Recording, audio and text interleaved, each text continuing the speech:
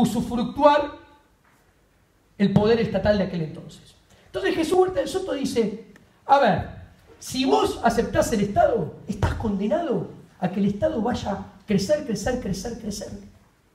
Y terminás en liberal clásico, socialdemocracia, socialista, y bueno, en el siglo XX, ¿dónde terminamos? Todavía hay algunos mojones en el mundo, ¿no? Y acá es muy importante, porque esto, y les recomiendo que lean el libro Camino de la Servidumbre de Hayek, que Hayek, esto que plantea Huerta del Soto, en realidad Huerta del Soto lo plantea a partir de Hayek. Dice, a ver, una vez que el Estado interviene, tal intervención genera resultados negativos. Y esos resultados negativos, que son diferentes a los planeados originalmente, hacen que el policymaker intervenga de vuelta, tratando de corregir. Va a intervenir y ¿qué va a hacer? Mayores resultados negativos. ¿Y qué va a hacer de vuelta? Otra nueva intervención. Y cada vez los resultados son peores. Cada vez tenemos más Estado, más intervención, menos libertad, menos utilidad, menor calidad de vida la gente todos los días de su vida. Camino de la servidumbre. Camino de la servidumbre. Terminamos trabajando, produciendo para servir al Estado y a los funcionarios estatales. Y entonces, von Mises, maestro de von Hayek, planteaba muy claramente: la socialdemocracia, el socialismo y el comunismo son solamente un problema de escala. Ustedes agarran una regla de 50 centímetros. Socialdemocracia está en el centímetro 15, socialismo está en el centímetro 30 y comunismo está en el centímetro 50. La única manera de no avanzar, o la manera más eficiente de no avanzar en esa regla, es conocer la filosofía libertaria. Porque es el antídoto para prevenir el avance en ese sentido. A ver, como dice, ¿qué pasa? ¿Cuál es el problema? El problema es el cálculo económico. ¿Por qué? Porque el interventor en una economía planificada, donde el Estado tiene la manija, el interventor no dispone del sistema de precios que brinda información necesaria para poder realizar correctamente sus cálculos. Entonces, en una economía planificada, no se sabe qué producir, cuánto producir, con qué calidad producir, qué bienes, qué servicios. Esto lo resuelve el libre mercado. El libre mercado tiene precios y a partir de las señales de precios te dice qué, cuánto y cómo producir, con qué calidad. Es sencillo.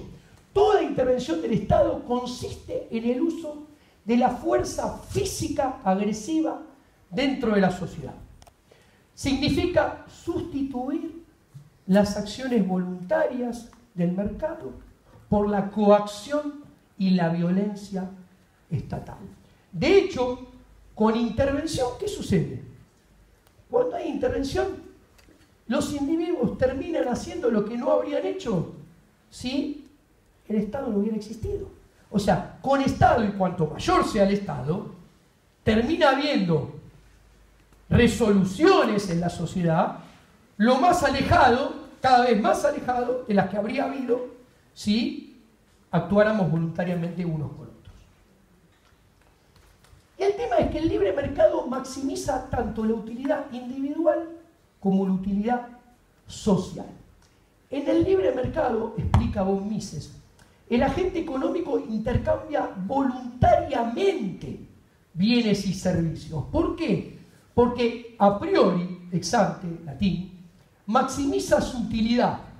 Y cada transacción se produce, ¿por qué? Porque uno, al hacerla, espera un determinado beneficio. Por eso la hace. Así, el libre mercado maximiza la utilización social. Porque todos ganan utilidad a partir de las transacciones voluntarias. Si uno no gana utilidad, no la hace. A mí no me gusta el pescado, jamás iré a comprar pescado. Es así sencillo, ¿no? Si las transacciones son en libre mercado, son voluntarias. Y si son voluntarias, hay dos partes. Y ambas partes ganan. Si no, no existirían.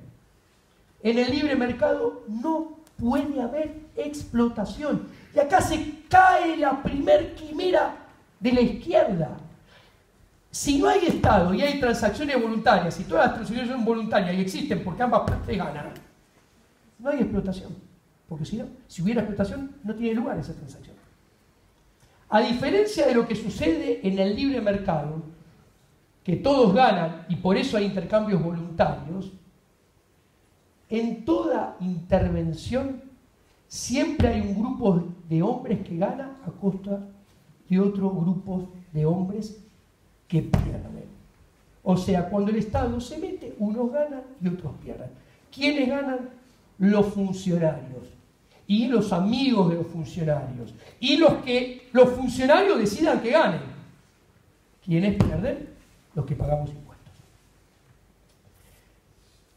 Esto, segunda quimera que se cae de los zurdos.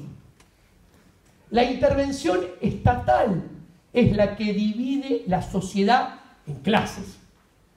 ¿Por qué?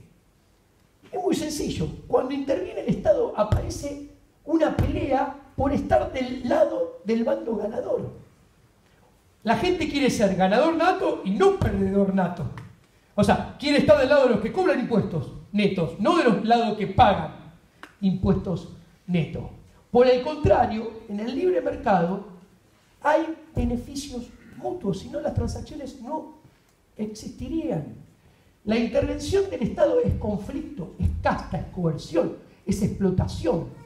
Justamente la división de la sociedad en clases surge con la intervención del Estado. Pagadores netos de impuestos expropiados violentamente versus cobradores de netos de impuestos, que son los beneficiados. Claramente, y acá, como decía Oppenheimer, que no era libertario y no era economista, sino sociólogo, la sociedad queda partida en la verdadera grieta. Por un lado, los funcionarios políticos y cortesanos del Estado, que viven de los medios políticos. ¿Cuáles son los medios políticos? Cobrar impuestos y repartírselo entre ellos, sin producir bienes y servicios, por un lado, y por el otro, los que viven de los medios económicos. ¿Que quiénes son? El sector privado, que produce bienes y servicios y los intercambia voluntariamente unos con otros, o intenta hacerlo, hasta que el Estado se mete en el medio. Esto es muy interesante, porque ya vamos a ver el rol de la educación. Y miren que soy profesor, me llevó tiempo darme cuenta de esto. Lo trato de resolver de esta manera que lo estoy tratando de resolver, ¿no? Te dicen que la intervención no es coerción. ¿Por qué no es coerción? Porque hay democracia. Y la democracia es la elección de la mayoría. Pamplinas. Y ahora lo voy a explicar en más desarrollado y más adelante.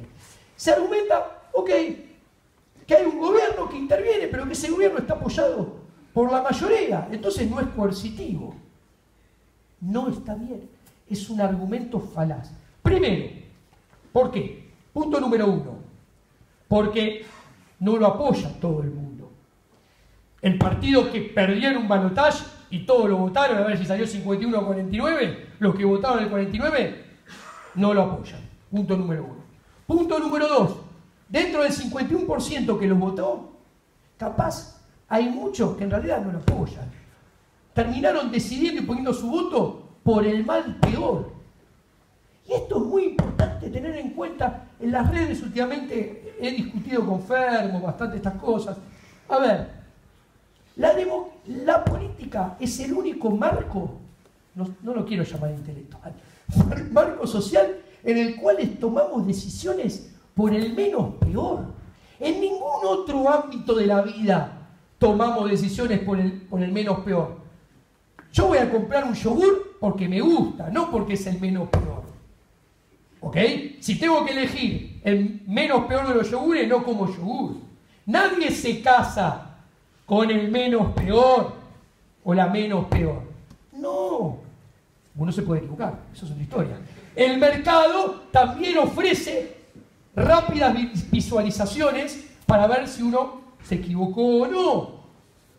Entonces, pero aparte, esto es muy importante. La violencia, la coerción, no es álgebra. no es una cuestión matemática.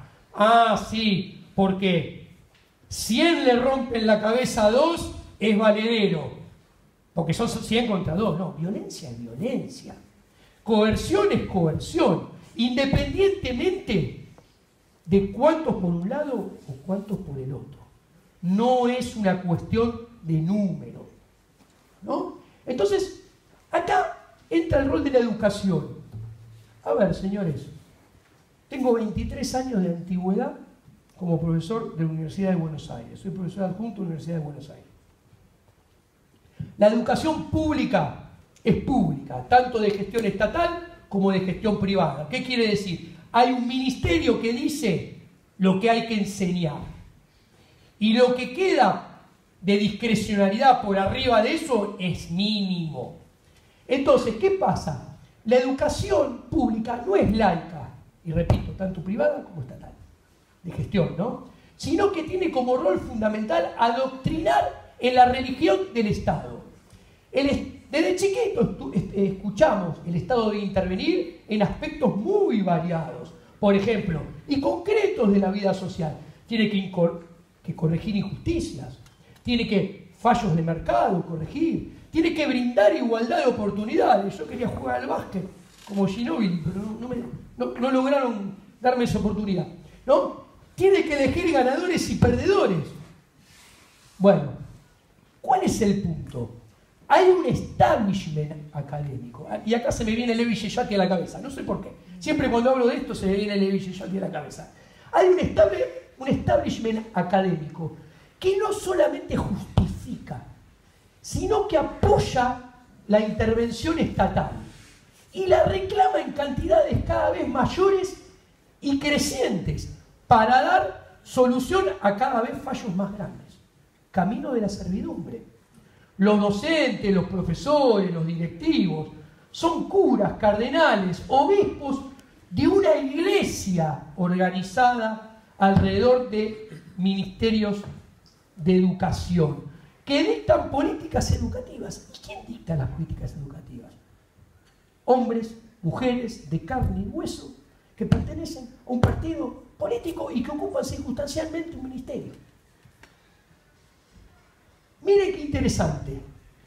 Ustedes dicen, no, Diego está exagerando, Diego miente, Diego exagera. No. Acá tenemos una lista de, a nivel mundial, los principales manuales de macroeconomía. En amarillo, ¿cuántas veces tratan en el manual las fallas de mercado cada uno de esos manuales?